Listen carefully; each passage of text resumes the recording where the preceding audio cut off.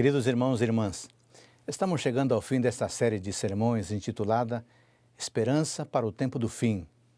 São 8 sermões para tratar de temas diretamente relacionados ao povo da esperança, à Igreja Adventista do Sétimo Dia, sua origem, identidade, desafios e missão.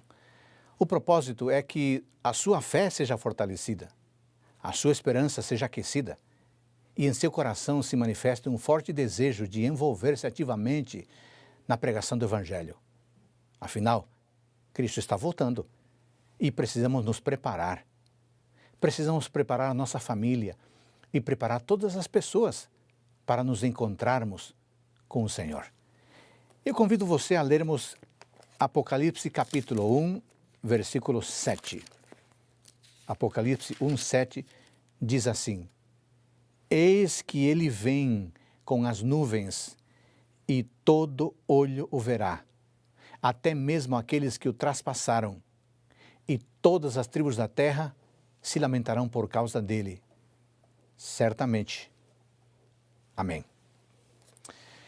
O tema central da escatologia do Antigo Testamento é a vinda de Cristo. Os profetas usam com frequência as expressões naquele dia, segundo Crônicas 14, 9, naqueles, ou Jó 2,29, ou segundo Daniel, nesse tempo, quando virá a salvação, Daniel 12,1. Enfim, o dia de Javé é aguardado como um acontecimento decisivo na história, com mudanças tanto em nível sociopolítico quanto cósmico. A vinda de Javé iniciará uma nova criação, uma nova história. Mas que tipo de dia será esse? Bom, em primeiro lugar, será um dia histórico. A vinda de Cristo é considerada um acontecimento histórico. Ou seja, não é uma vinda além do tempo, mas a incursão de Deus na história. Será a entronização do soberano que triunfa sobre os seus inimigos. Agora, note que essa vinda já é perceptível na medida em que Deus se aproxima de seus filhos quando estes o adoram. Eu queria ler sobre isso. Êxodo capítulo 20, versículo 24. Êxodo capítulo 20, versículo 24, diz assim: Façam um altar de terra para mim, e sobre ele vocês sacrificarão os seus holocaustos, as suas ofertas pacíficas, as suas ovelhas e os seus bois, em todo lugar onde eu fizer celebrar a memória de meu nome. Virei até vocês e os abençoarei. Esta vinda histórica será feliz para alguns, mas será terrível para outros. Eu quero ler Isaías, capítulo 35, versículo 4, a respeito da vinda de Cristo. Isaías 35, 4, diz assim: Digam aos desalentados de coração, sejam fortes, não tenham medo. Eis aí está o Deus de vocês. A vingança vem, a retribuição de Deus. Ele vem para salvar vocês.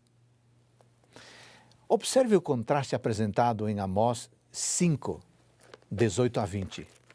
Amós, capítulo 5, versículos 18 a 20. A palavra de Deus diz assim: Ai dos que desejam um dia do Senhor, para que vocês desejam o dia do Senhor? Será um dia de trevas e não de luz. Será como se um homem fugisse de um leão e lhe saísse ao encontro um urso. Ou como se entrando em casa e encostando a mão na parede fosse mordido por uma cobra. O dia do Senhor será um dia de trevas e não de luz. Será um dia de completa escuridão, sem nenhuma claridade.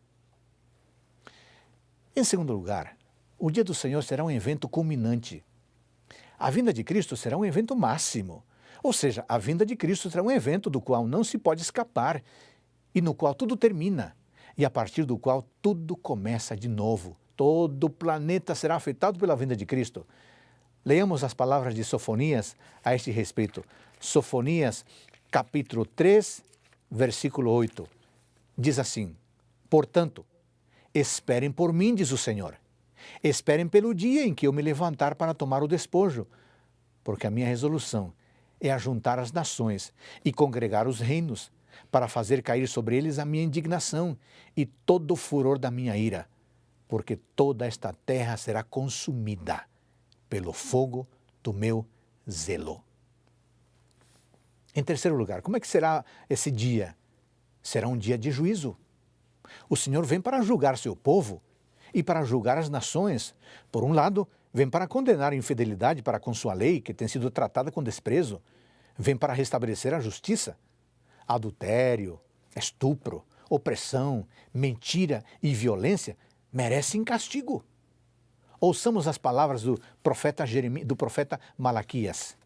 O profeta Malaquias, no seu livro, diz o seguinte: virei até vocês para juízo. Terei pressa em testemunhar contra os feiticeiros, contra os adúlteros, contra os que juram falsamente, contra os que oprimem os trabalhadores, as viúvas e os órfãos, torcem o direito dos estrangeiros e não me temem, diz o Senhor dos Exércitos. Malaquias capítulo 3, versículo 5. Por outro lado, o Deus que vem punir também é o Deus que virá salvar. É o que diz Isaías, capítulo 59, versículo 20. Isaías, capítulo 59, versículo 20. O Redentor virá a Sião e aos de Jacó, que se converterem, diz o Senhor. Não é muito bonito? Aqueles que se converterem. Agora, outra pergunta importante que precisamos responder em relação ao tema da vinda de Cristo é: como ele virá? Como será a vinda de Cristo? Em primeiro lugar, irmãos, ele virá de forma pessoal, de forma literal. O Filho do Homem foi embora como uma pessoa e retornará pessoalmente, com poder e grande glória. Um texto esclarecedor a esse respeito é Atos capítulo 1, versículo 11, que diz assim: Homens da Galileia, por que vocês estão olhando para as alturas? Esse Jesus que foi levado do meio de vocês para o céu virá do modo como vocês o viram subir. Em outras palavras, os anjos disseram que o mesmo Senhor que naquele momento os havia deixado, um ser pessoal, de carne e osso, e não uma entidade meramente espiritual, esse Senhor haveria de retornar à terra. Seu segundo advento será tão literal e pessoal quanto o foi sua partida. Não será um segundo advento espiritual. Em segundo lugar, irmãos, ele virá de forma visível e audível. Se Cristo vem de forma pessoal, então virá de forma visível. Como diz Apocalipse 1:7, o que diz lá? Todo olho o verá. Jesus advertiu seus discípulos de que falsos profetas tentariam levá-los a crer numa segunda vinda oculta, velada, misteriosa, um rapto secreto. Mas não haverá nada disso. A vinda de Cristo será como um relâmpago, cortando as nuvens, diz Mateus 24, 26 e 27. Qualquer tentativa de reduzir o segundo advento de Jesus a um evento invisível e misterioso é contrária ao testemunho de todo o Novo Testamento. A vinda de Jesus será pública, anunciada pelos sons de trombeta, assim como era anunciada a chegada dos reis do passado. Você pode conferir em 1ª Carta aos Tessalonicenses, capítulo 4, versículo 16, e também Mateus 24, 31. Aliás, eu queria ler esse texto. Mateus, capítulo 24, versículo 31. Olha o que diz aqui. Ele enviará os seus anjos com grande som de trombeta, os quais reunirão os seus escolhidos dos 4 ventos, de uma a outra extremidade dos céus. Irmãos, não haverá nenhum segredo, nada de rapto secreto, nada de vinda espiritual.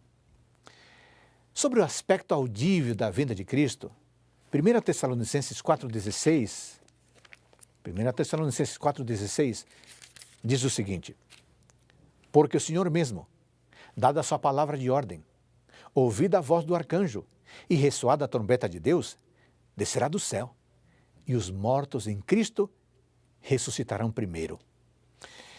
O som da trombeta de Deus acompanha a reunião de seu povo.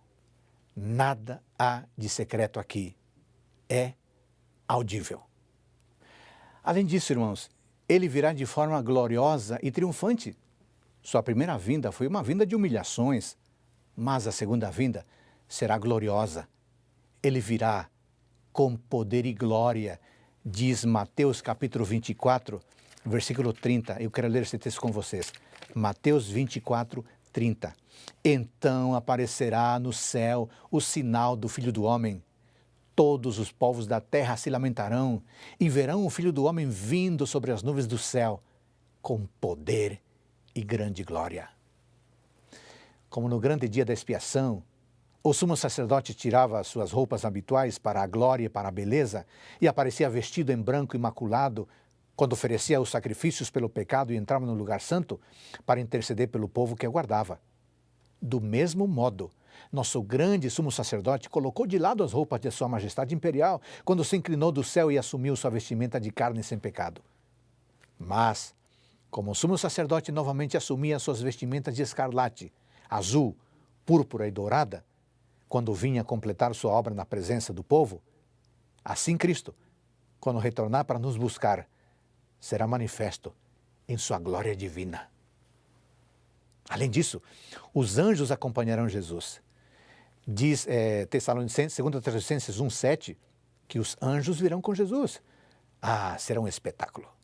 Mas há um outro detalhe precioso. Jesus Cristo voltará como Rei dos Reis e Senhor dos Senhores. Vamos ler sobre isso? Apocalipse capítulo 19, versículo 16.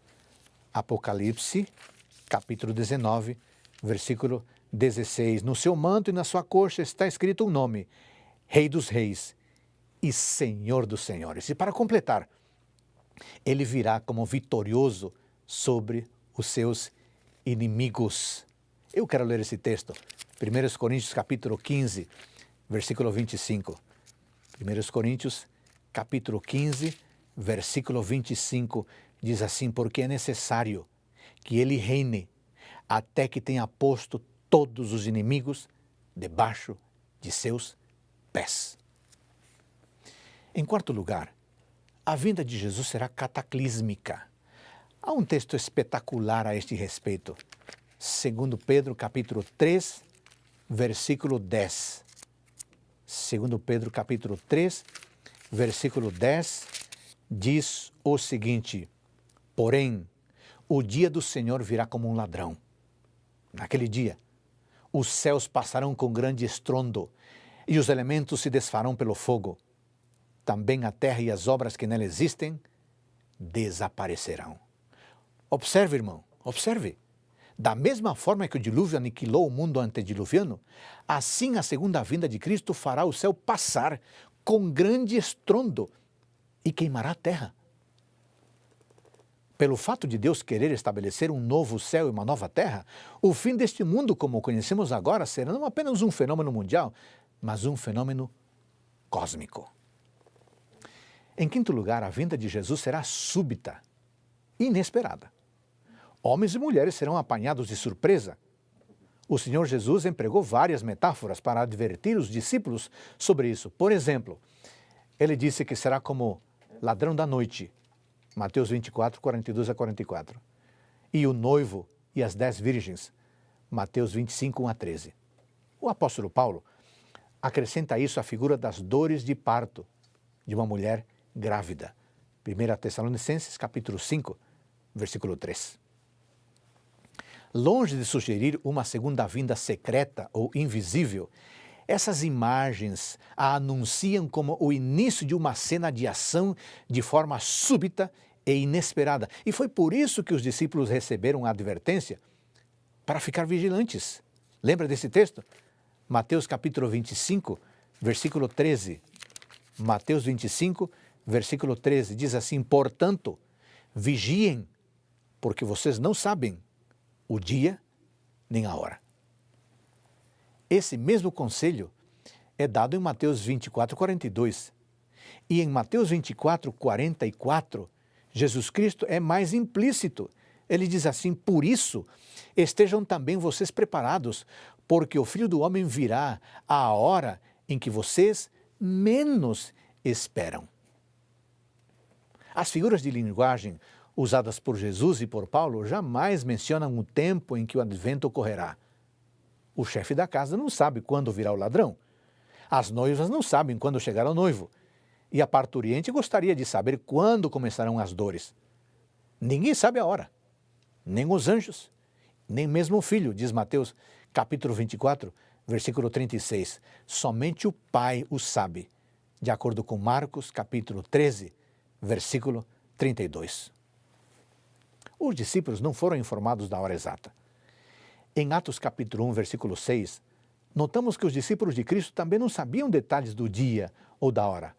Apesar disso, Jesus ofereceu sinais que prenunciariam sua vinda, não para dar margem a se fazerem cálculos para o estabelecimento de uma data, mas para manter os discípulos atentos e despertos. Por isso, irmãos, é importante estar atento aos sinais. E a pergunta é: quais são os sinais da vinda de Cristo? Vamos tentar responder essa pergunta.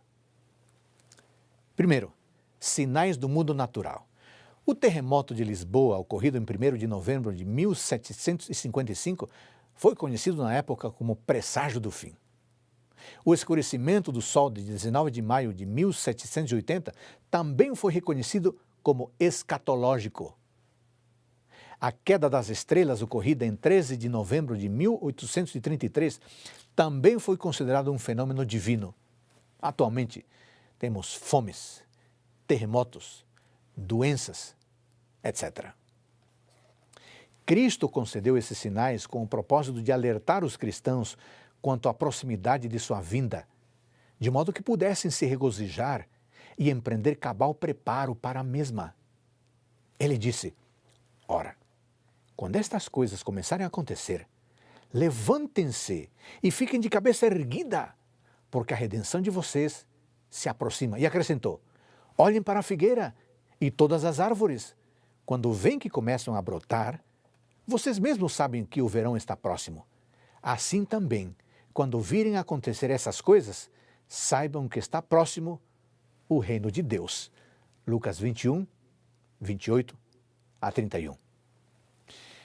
Em segundo lugar, temos sinais do mundo moral. Jesus utilizou duas palavras-chave para descrever a condição moral às vésperas de sua segunda vinda. Ele disse que por se multiplicar a maldade, o amor se esfriará de quase todos.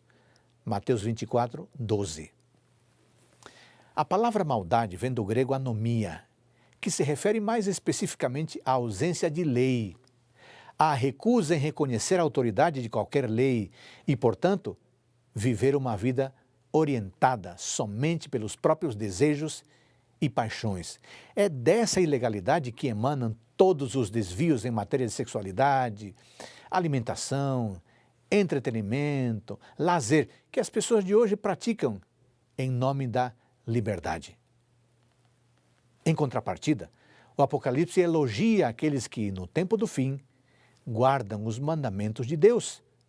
Apocalipse capítulo 12, versículo 17 e capítulo 14, versículo 12. O segundo termo usado por Jesus no capítulo 24, versículo 12 é ágape, amor, e significa afeição, boa vontade, benevolência. Ágape preside as relações interpessoais. Sua ausência resulta em conflitos familiares, como divórcio, conflito entre as nações, rupturas sociais por meio de exploração, bem como a perda do respeito entre as pessoas. A falta de amor pode assumir formas criminosas, tais como estupro, homicídio, roubo. Esses são sinais da vinda de Cristo. Em terceiro lugar, irmãos, temos sinais no mundo religioso. O livro do Apocalipse revela o surgimento de um grande movimento religioso de extensão mundial, ocorrendo antes do segundo advento.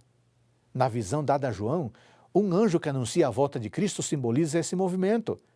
O texto diz: vi outro anjo voando pelo meio do céu, tendo o evangelho eterno para pregar aos que habitam na terra, e a cada nação, tribo, língua e povo, dizendo com voz forte: temam a Deus e deem glória a Ele, pois é chegada a hora em que Ele vai julgar, e adorem aquele que fez o céu, a terra, o mar e as fontes das águas. Apocalipse capítulo 14, versículos 6 e 7. A própria mensagem indica quando ela deveria ser pregada. O Evangelho eterno tem sido pregado ao longo dos séculos, mas esta mensagem, enfatizando o aspecto do juízo dentro do Evangelho, somente poderia ser pregada no tempo do fim. O fato, irmãos, é que o povo de Deus tem sido ativo e está crescendo ao redor do mundo, e isso mostra a atuação direta de Deus em nosso favor. Considere alguns números que mostram o fortalecimento da pregação do Evangelho. Nós, adventistas, estamos proclamando o Evangelho em 216 países. Por crermos que as obras médica e educacional desempenham um papel essencial na pregação do Evangelho, estamos operando pouco mais de 600 hospitais, casas de saúde, clínicas e dispensários, lares para crianças e lares para idosos.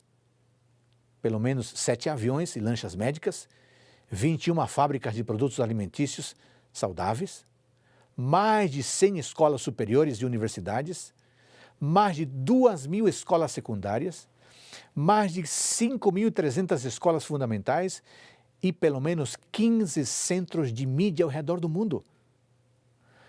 Nossas 63 editoras produzem literatura em mais de 360 idiomas.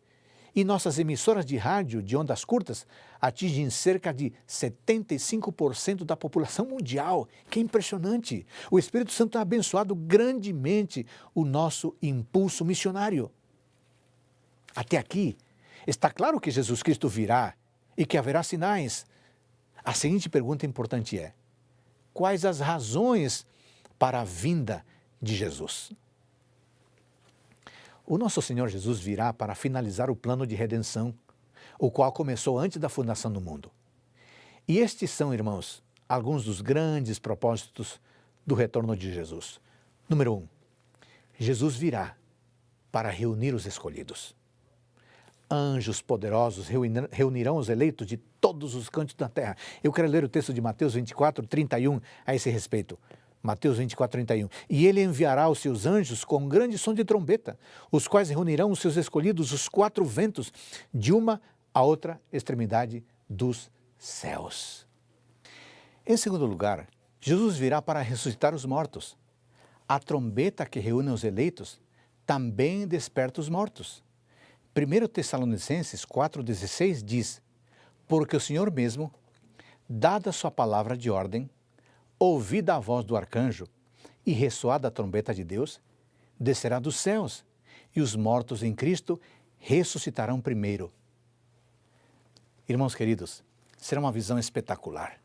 Esses mortos em Cristo sairão das sepulturas numa condição gloriosa, vigorosa e impecável. Eu quero ler sobre isso em 1 Coríntios capítulo 15, versículos 52 e 53. 1 Coríntios 15, 52 e 53. Num momento, num abrir e fechar de olhos, ao ressoar da última trombeta, a trombeta soará, os mortos ressuscitarão incorruptíveis e nós seremos transformados, porque é necessário que este corpo corruptível se revista da incorruptibilidade e que o corpo mortal se revista da imortalidade. Depois, sabe o que vai acontecer? As pessoas exclamarão: onde está a morte e a sua vitória? Onde está a morte e o seu aguilhão? Verso 55. Em terceiro lugar, Jesus virá para transformar e receber todos os santos. Os justos vivos conservarão seu corpo humano físico, embora não em seu estado presente. Eles serão transformados. É o que garante Filipenses, capítulo 3, versículos 20 e 21. Filipenses, capítulo 3, versículos 20 e 21. Nós lemos o seguinte: pois a nossa pátria está nos céus, de onde também aguardamos o Salvador, o Senhor Jesus Cristo, o qual transformará o nosso corpo de humilhação para ser igual ao corpo da sua glória, segundo a eficácia do poder que ele tem de até subordinar a si todas as coisas.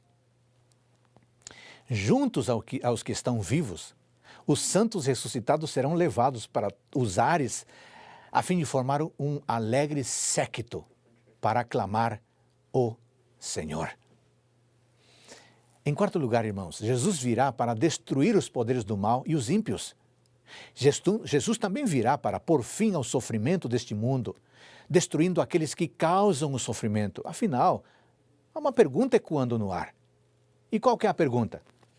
Apocalipse capítulo 6, versículo 10. Qual que é a pergunta? Apocalipse capítulo 6, versículo 10. Clamaram com voz forte, dizendo: até quando, ó soberano Senhor, santo e verdadeiro, não julgas, nem vingas o nosso sangue dos que habitam sobre a terra? Jesus Cristo, irmãos, responderá essa pergunta. E qual será a sua resposta? O próprio Satanás será destruído. Vamos ler sobre isso? Apocalipse capítulo 20, versículo 10. Apocalipse capítulo 20, versículo 10 diz assim: o diabo que os tinha enganado foi lançado no lago de fogo e enxofre, onde já se encontram a besta e o falso profeta, e serão atormentados de dia e de noite, para todo sempre. É claro que não haverá um tormento eterno. Os resultados da destruição é que serão eternos, que serão para todo o sempre. Em quinto lugar, Jesus virá para vindicar a Deus. O problema do mal não será inteiramente resolvido apenas destruindo seu autor. Ao longo da história, o amor de Deus tem sido questionado, daí a necessidade de sua vindicação. Na segunda vinda de Cristo, os ímpios serão destruídos pelo brilho de sua presença. Isso sugere que o juízo pós-milenarista não tem como objetivo estabelecer a inocência de uns e a culpa de outros. Não, isso já terá sido decidido. O juízo pós-milenarista tem como objetivo vindicar o caráter de Deus, estabelecendo para sempre um relacionamento perfeito entre Deus e o universo. É necessário demonstrar de uma vez por todas que Deus é amor, é misericórdia, é justiça e é bondade. Em sexto lugar, Jesus virá para restaurar a terra. A natureza ficou sujeita à maldição do pecado e anseia por renovação. É o que está escrito em Romanos 8, 19 a 21. Por isso, Deus precisa renová-las. As boas novas é que os salvos não precisarão fazer nada para renovar a terra. O próprio Deus criará novos céus e nova terra, conforme está escrito em Apocalipse 21, 1. Vamos ler esse texto. E vi novo céu e nova terra, pois o primeiro céu e a primeira terra passaram, e o mar já não existe. Finalmente, Jesus virá para restabelecer a comunhão com Deus. A comunhão entre os Deus e os seres humanos se acha agora interrompida pelo pecado. Mas naquele tempo, Deus poderá habitar com seus filhos e filhas, e os remidos estarão para sempre com Ele. E sabe por que Ele fará isso? Porque nada é mais importante para Deus do que reconciliar todas as coisas consigo mesmo por meio de Jesus Cristo. Vale a pena ler um texto precioso em Colossenses capítulo 1, versículos 19 e 20. Colossenses 1, 19 e 20. A palavra de Deus diz assim: porque Deus achou por bem que nele residisse toda a plenitude, e que, havendo feito a paz pelo sangue da sua cruz, por meio dele, reconciliasse consigo mesmo todas as coisas, quer sobre a terra, quer nos céus. A grande pergunta é: como podemos nos preparar para esse dia? Em primeiro lugar, querido irmão, precisamos estudar a palavra de Deus. Os que quiserem estar em pé neste tempo de perigo devem compreender por si mesmos o testemunho das Escrituras. Por quê? Porque pessoa alguma, a não ser os que fortalecerem o espírito com as verdades da Escritura, poderá resistir no último grande conflito. A hora decisiva está mesmo às portas. Queridos irmãos, queridas irmãs, tempos perigosos estão à nossa frente. Todo o que possui o conhecimento da verdade deve despertar e colocar-se inteiramente sob a disciplina de Deus. O inimigo está em nosso encalço. Precisamos estar bem despertos, em guarda contra ele. Precisamos revestir-nos de toda a armadura de Deus. Temos que seguir as direções dadas por meio do Espírito de profecia. Temos que amar a verdade para este tempo, e a ela obedecer. Isso nos guardará de aceitar fortes enganos. Deus nos falou por meio de sua palavra, falou-nos pelos testemunhos para a igreja e pelos livros que têm ajudado a esclarecer o nosso dever presente, bem como a posição que devemos ocupar agora. As advertências que têm sido dadas, mandamento sobre mandamento, regra sobre regra, devem ser levadas a sério. Se as menosprezarmos, que desculpa poderemos apresentar? Em segundo lugar, irmãos, precisamos manter comunhão com Deus. Somos o povo a quem Deus constituiu depositário de sua lei. Por isso, temos o dever de orar com intensidade. O Espírito de Cristo precisa tomar posse de nós, preparando-nos para estar em pé no dia do juízo. Irmãos, precisamos aprender a orar com a mesma intensidade e o mesmo fervor com que o fez Jacó na noite de angústia. Só quando lutamos desta maneira com Deus, a nossa vida é transformada, o nosso caráter mudado e, portanto, também nosso nome, e obtemos a preparação tão necessária. Em terceiro lugar, precisamos viver em santidade, vencendo as fraquezas.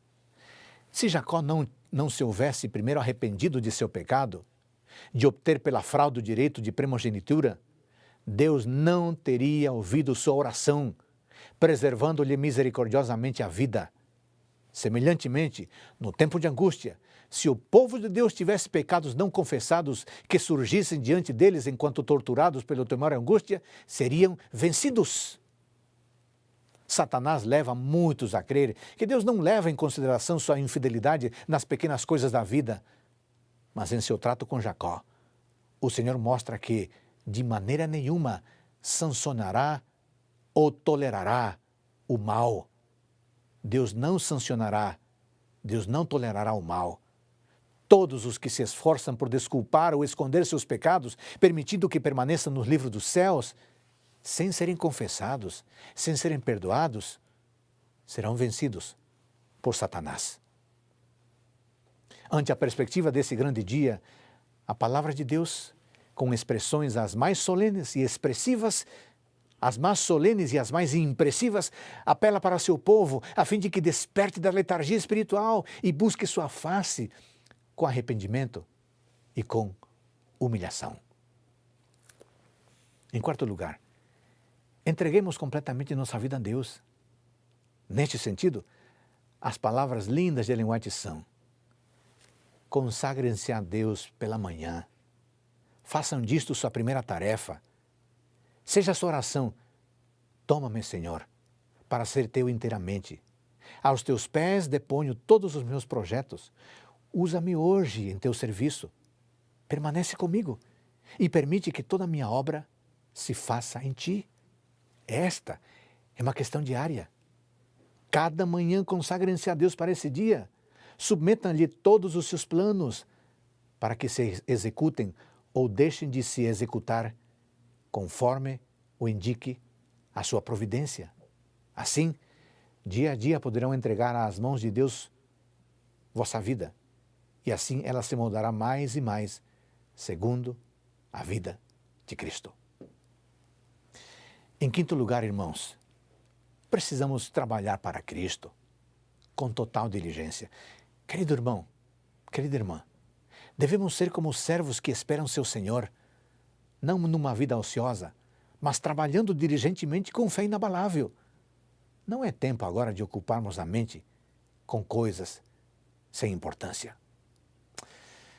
Que Deus nos ajude, como povo seu, a compreender a gravidade do tempo em que vivemos, a sentir nossa grande necessidade espiritual e a procurar de todo o coração uma verdadeira experiência com Deus que nos habilite a passar triunfantes pelas últimas horas de tormenta e encontrar o Senhor em paz. E então, depois de toda esta série de sermões. Qual a sua decisão? Eu queria sugerir que você revise todo isto, este material. Se necessário que você escute novamente, assista novamente, pegue os sermonários, leia, consulte os versos bíblicos. Irmão querido, irmã querida, meu amigo, você que está assistindo esse sermão, não é mais tempo de brincar de religião, de brincar de querer ir à igreja, de brincar de ler a Bíblia, não. Vivemos num momento de muita seriedade e de muita solenidade.